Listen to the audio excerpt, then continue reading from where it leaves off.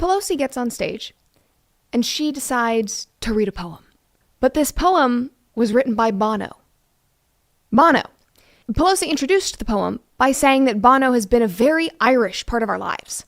Okay, not my life. I had no idea that he was Irish until yesterday, because when I think of Ireland, I think of potatoes and cartoon leprechaun. Bono has been a very Irish part of our lives. And he said this. He said, "Oh, St. Patrick, he drove out the snakes with his prayers, but that's not all it takes.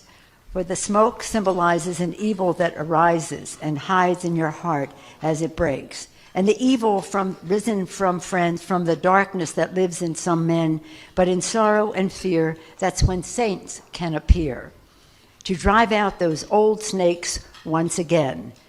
And they struggle for us to be free from the psycho in this human family.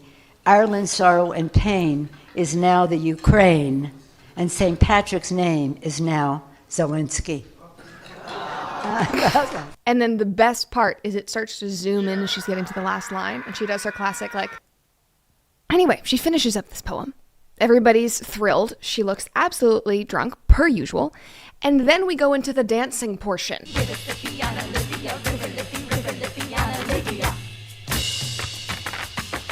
The whole thing was weird.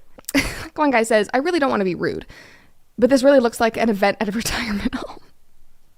Yeah, considering most of our government is geriatric, you're not wrong.